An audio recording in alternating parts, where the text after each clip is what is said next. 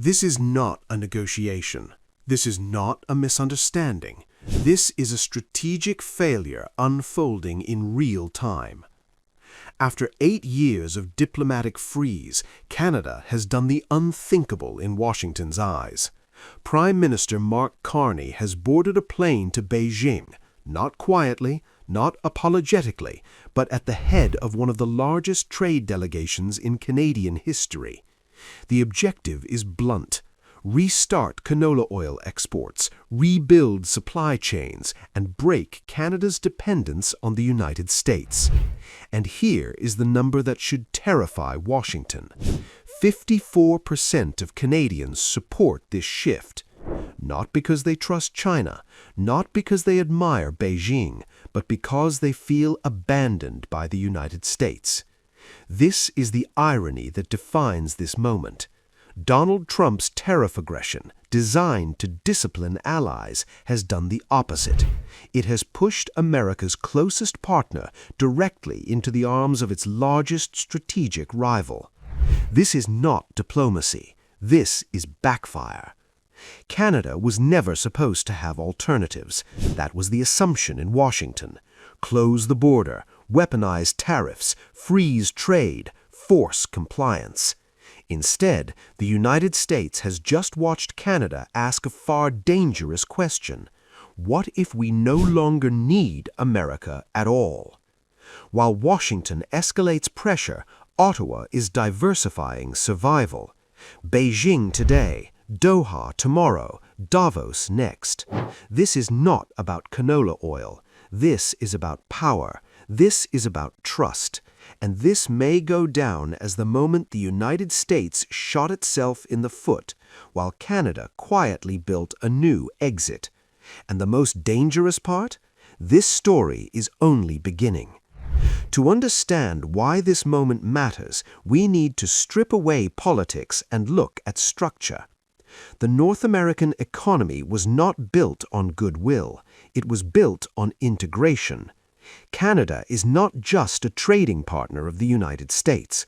It is the largest supplier of agricultural inputs, energy resources, and critical minerals, feeding American industry. This relationship evolved under one fragile assumption: predictability. Trump shattered that assumption. Canola is not a symbolic commodity. It is a foundation input. Canadian canola oil feeds American food processors, livestock producers, and biofuel refiners. When Canada's exports were frozen by retaliatory trade measures, the shock did not stop at the border. It rippled through just-in-time supply chains that operate on razor-thin margins. Just-in-time logistics mean one thing: there is no buffer. When 90% of your input comes from one trusted supplier, tariffs are not leverage. They are a self-inflicted shortage. The United States does not have a substitute market waiting in reserve. Domestic capacity cannot scale overnight. Alternative suppliers cannot replicate Canadian quality, reliability, or volume without years of capital investment. And in commodities, time is everything. This is where marginal cost economics turns brutal. Every additional mile of rerouted supply raises prices non-linearly. Transportation costs spike, storage costs compound, refining inefficiencies multiply. What begins as a trade tactic becomes food inflation, fuel volatility, and margin compression across entire sectors. Meanwhile, Canada does the rational thing. China is the second largest economy on Earth. It has structural demand, state-backed financing, and long-term purchasing contracts. When Canada sells canola to China, it is not just moving volume, it is locking in certainty. That is why 54% of Canadians support this shift. Not because China is loved, but because stability is. Trump's policy ignored a core economic truth. Supply chains do not respond to threats, they respond to incentives. And once those incentives shift, they do not snap back. This is not ideology. This is mechanics. and the mechanics are already moving away from Washington. This is where theory collides with reality. Trump's tariff strategy was sold as strength. What it produced was damage, concentrated, measurable, and domestic.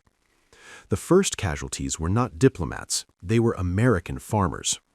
In states like North Dakota, Iowa, and Minnesota, agricultural cooperatives depend on Canadian inputs to keep prices stable and production predictable. When Canadian canola exports froze, feed costs surged, margins collapsed. Small operators, already stretched by volatile fuel prices, were forced to absorb costs they could not pass on. One Midwest Grain Association summarized it bluntly. This is not trade protection. This is economic self-harm. And agriculture was only the opening act. Food processors in Illinois and Ohio saw contract disruptions within weeks. Biofuel refiners in the Midwest faced supply mismatches that forced temporary shutdowns. Transportation firms along the Great Lakes watched freight volumes fall as cross-border flows slowed. This was not a single-sector shock. It was systemic. New York felt it through food inflation. Florida felt it through higher input costs for packaged goods. Maine, deeply tied to cross-border trade, saw export uncertainty ripple through its ports. And here is the cruel irony. None of this hurt Canada first. Canadian producers rerouted. They adjusted. They negotiated with China, with Gulf states, with European buyers hungry for stable supply. American firms could not do the same. A senior executive at a United States food conglomerate put it privately. We built our entire procurement model on Canada being boring. Now, boring is gone. That is the true cost of Trump's aggression, the loss of boring. When trade becomes political theater, businesses respond by fleeing exposure. Contracts shorten, capital retreats, long-term planning dies. This is what backfire looks like.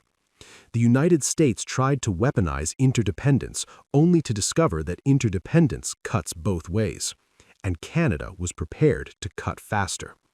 The damage was not theoretical. It was visible on balance sheets. It was visible in layoffs. And it was visible in the silence from Washington, as industry groups realized this war had no exit ramp. This is not leverage. This is collapse, unfolding from the inside out. While Washington was shouting, Ottawa was planning. This is the mistake the United States made. It assumed Canada was reacting emotionally. It was not. Canada was executing a diversification doctrine that had been quietly prepared for years, but never activated at full scale. Mark Carney's Beijing trip is not symbolic diplomacy. It is transactional, surgical, and deliberate. Restarting canola oil exports to China does more than move product. It rewires leverage. Long-term purchase agreements reduce volatility. Renminbi-denominated contracts lower exposure to United States financial pressure. State-backed Chinese logistics guarantee absorption at scale. And China is only one node. From China, Carney moves to Doha. Doha is not a customer, it is capital. Sovereign wealth funds in the Gulf are actively hunting for stable, politically insulated infrastructure projects. Rail corridors, port expansions, energy terminals. Canada is offering exactly that. Assets far from United States tariff chaos, backed by rule of law, and plugged into global demand. This is where the strategy becomes irreversible. Canada is not just selling commodities, it is rebuilding its export architecture. Rail capacity is being expanded westward. Port throughput on the Pacific is being optimized for Asia, not Chicago. Energy logistics are being decoupled from United States bottlenecks. Each investment reduces reliance on American permission. And then comes Davos. Davos is not about speeches, it is about signaling. Carney's presence there sends a message to global finance. Canada is open for redirection. Capital flows follow certainty, not nostalgia. Once pension funds, insurers, and sovereign investors realign portfolios, those pathways do not revert easily. Meanwhile, Mexico is watching closely. European Union buyers are recalculating, and the quiet truth settles in. Canada no longer needs to negotiate from fear.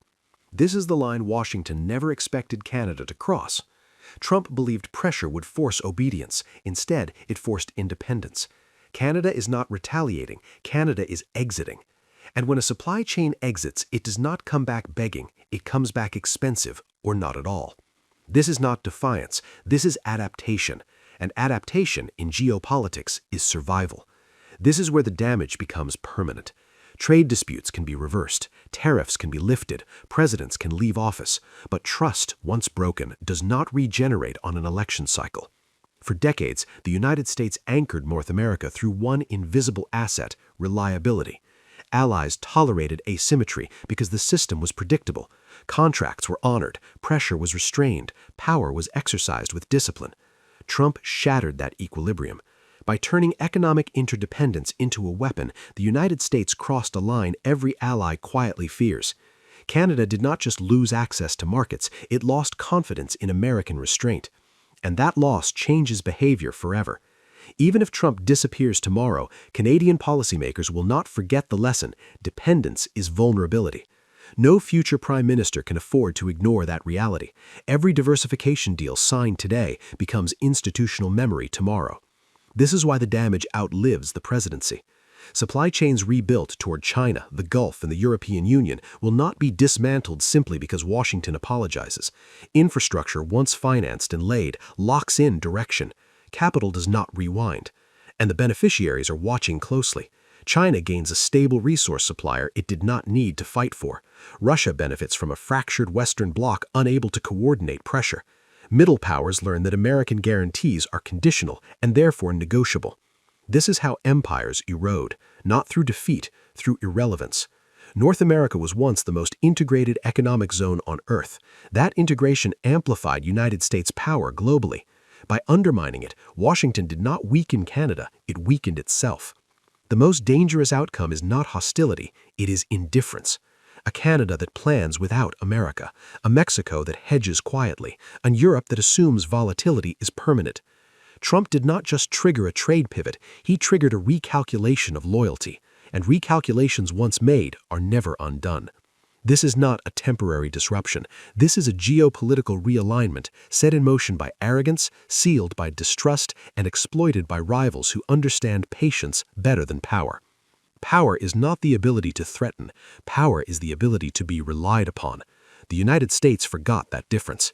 In trying to dominate its closest ally, Washington taught Canada the most dangerous lesson of all: survival requires options. And once those options exist, dependence becomes a choice, not a necessity. Mark Carney's journey from Beijing to Doha to Davos is not a protest tour. It is a declaration of autonomy. Canada is signaling that it will no longer anchor its future to a partner willing to weaponize trust. This is the final irony. Trump did not weaken China, he fed it. He did not discipline Canada, he freed it. And the price of that freedom will not be paid by Canada, but by a United States that finds itself slowly excluded from the systems it once controlled. So here is the question that will define the next decade.